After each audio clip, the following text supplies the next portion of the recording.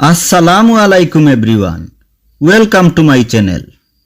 Dear student, আজ আমি হাজির হয়েছি ইংরেজি সেন্টেন্স তৈরির অত্যন্ত গুরুত্বপূর্ণ কয়েকটি স্ট্রাকচার নিয়ে, যেগুলোর ব্যবহার জানা অত্যন্ত জরুরি।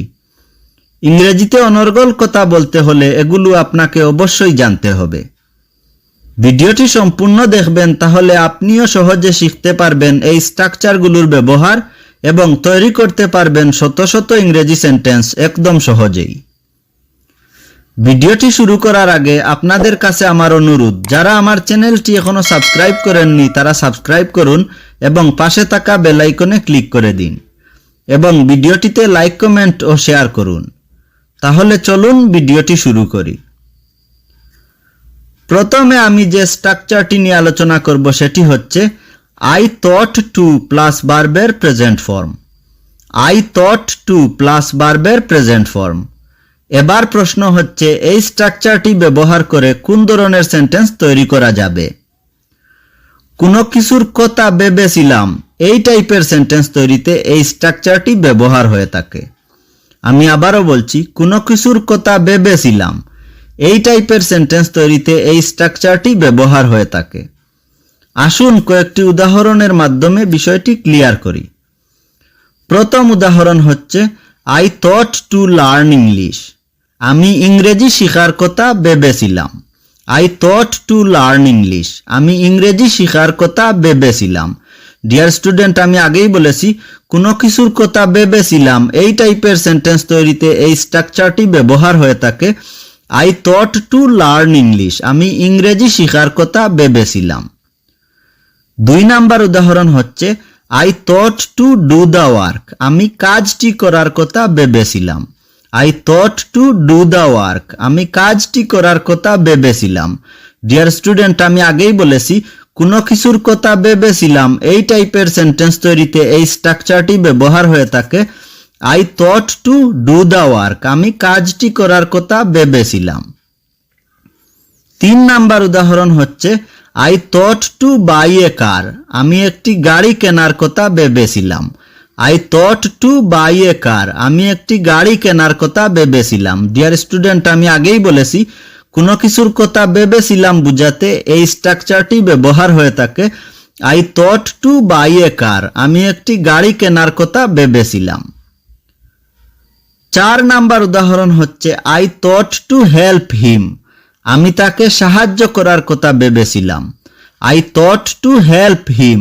আমি তাকে সাহায্য করার কথা ভেবেছিলাম। ডিয়ার স্টুডেন্ট, আমি আগেই বলেছি, কোনো কিছুর কথা ভেবেছিলাম বুঝাতে এই স্ট্রাকচারটি ব্যবহার হয়ে থাকে। I thought to help him। আমি তাকে সাহায্য করার কথা ভেবেছিলাম। পাঁচ নাম্বার উদাহরণ হচ্ছে I thought to play football। আমি ফুটবল খেলার কথা ভেবেছিলাম। I thought to play football। আমি ফুটবল খেলার কথা ভেবেছিলাম। ডিয়ার স্টুডেন্ট, আমি আগেই বলেছি, কোনো কিছুর কথা ভেবেছিলাম বুঝাতে এই স্ট্রাকচারটি ব্যবহার হয়ে থাকে। I thought to play football। আমি ফুটবল খেলার কথা ভেবেছিলাম। তো ডিয়ার স্টুডেন্ট, এভাবেই ভার্ব চেঞ্জ করে করে শত শত ইংরেজি সেন্টেন্স তৈরি করা যাবে এই স্ট্রাকচারটি ব্যবহার করে। ইংরেজি সেন্টেন্স তৈরির স্ট্রাকচার নিয়ে অলরেডি আমি অনেকগুলো ভিডিও আপলোড করেছি। যদি ভিডিওগুলো আপনি না দেখে থাকেন তাহলে ডেসক্রিপশন বক্সে লিংক দেওয়া থাকবে, ভিডিওগুলো দেখে নিতে পারেন, অথবা উপরে আই বাটনে ক্লিক করে ভিডিওগুলো দেখে নিতে পারেন। এবার আমি যে স্ট্রাকচারটি নিয়ে আলোচনা করব সেটি হচ্ছে I want you plus to plus ভার্বের present form. I want you plus to plus ভার্বের প্রেজেন্ট ফর্ম। এবার প্রশ্ন হচ্ছে, এই স্ট্রাকচারটি ব্যবহার করে কোন ধরনের সেন্টেন্স তৈরি করা যাবে? আমি চাই তুমি কোনো কিছু করো, এই ধরনের সেন্টেন্স তৈরিতে এই স্ট্রাকচারটি ব্যবহার হয়ে থাকে। আমি আবারও বলছি, আমি চাই তুমি কোনো কিছু করো, এই টাইপের সেন্টেন্স তৈরিতে এই স্ট্রাকচারটি ব্যবহার হয়ে থাকে। আসুন কয়েকটি উদাহরণের মাধ্যমে বিষয়টি ক্লিয়ার করি। প্রথম উদাহরণ হচ্ছে I want you to learn English। আমি চাই তুমি ইংরেজি শিখো। I want you to learn English। আমি চাই তুমি ইংরেজি শিখো। ডিয়ার স্টুডেন্ট, আমি আগেই বলেছি, আমি চাই তুমি কোনো কিছু করো এই টাইপের সেন্টেন্স তৈরিতে এই স্ট্রাকচারটি ব্যবহার হয়ে থাকে। I want you to learn English. আমি চাই তুমি ইংরেজি শিখো। 2 নাম্বার উদাহরণ হচ্ছে I want you to do the work. আমি চাই তুমি কাজটি করো। I want you to do the work. আমি চাই তুমি কাজটি করো। ডিয়ার স্টুডেন্ট, আমি আগেই বলেছি আমি চাই তুমি কোনো কিছু করো এই টাইপের সেন্টেন্স তৈরিতে এই স্ট্রাকচারটি ব্যবহার হয়ে থাকে I want you to do the work. আমি চাই তুমি কাজটি করো। 3 নাম্বার উদাহরণ হচ্ছে I want you to go there. আমি চাই তুমি সেখানে যাও। I want you to go there. আমি চাই তুমি সেখানে যাও। ডিয়ার স্টুডেন্ট, আমি আগেই বলেছি আমি চাই তুমি কোনো কিছু করো এই টাইপের সেন্টেন্স তৈরিতে এই স্ট্রাকচারটি ব্যবহার হয়ে থাকে I want you to go there. আমি চাই তুমি সেখানে যাও। 4 নাম্বার উদাহরণ হচ্ছে I want you to help him. আমি চাই তুমি তাকে সাহায্য করো। I want you to help him. আমি চাই তুমি তাকে সাহায্য করো। ডিয়ার স্টুডেন্ট, আমি আগেই বলেছি আমি চাই তুমি কোনো কিছু করো এই টাইপের সেন্টেন্স তৈরিতে এই স্ট্রাকচারটি ব্যবহার হয়ে থাকে I want you to help him. আমি চাই তুমি তাকে সাহায্য করো। 5 নাম্বার উদাহরণ হচ্ছে I want you to love me. আমি চাই তুমি আমাকে ভালোবাসো। I want you to love me. আমি চাই তুমি আমাকে ভালোবাসো। ডিয়ার স্টুডেন্ট, আমি আগেই বলেছি আমি চাই তুমি কোনো কিছু করো এই টাইপের সেন্টেন্স তৈরিতে এই স্ট্রাকচারটি ব্যবহার হয়ে থাকে I want you to love me. আমি চাই তুমি আমাকে ভালোবাসো। তো ডিয়ার স্টুডেন্ট, এভাবেই ভার্ব চেঞ্জ করে করে শত শত ইংরেজি সেন্টেন্স তৈরি করা যাবে এই স্ট্রাকচারটি ব্যবহার করে। এবার আমি যে স্ট্রাকচারটি নিয়ে আলোচনা করব সেটি হচ্ছে I was in the habit of plus ভার্বের সাথে ing. I was in the habit of plus ভার্বের সাথে ing. এবার প্রশ্ন হচ্ছে এই স্ট্রাকচারটি ব্যবহার করে কোন ধরনের সেন্টেন্স তৈরি করা যাবে। আমি কোনো কিছু করতে অভ্যস্ত ছিলাম এ ধরনের সেন্টেন্স তৈরিতে এই স্ট্রাকচারটি ব্যবহার হয়ে থাকে। আমি আবারও বলছি আমি কোনো কিছু করতে অভ্যস্ত ছিলাম এই টাইপের সেন্টেন্স তৈরিতে এই স্ট্রাকচারটি ব্যবহার হয়ে থাকে। আসুন কয়েকটি উদাহরণের মাধ্যমে বিষয়টি ক্লিয়ার করি।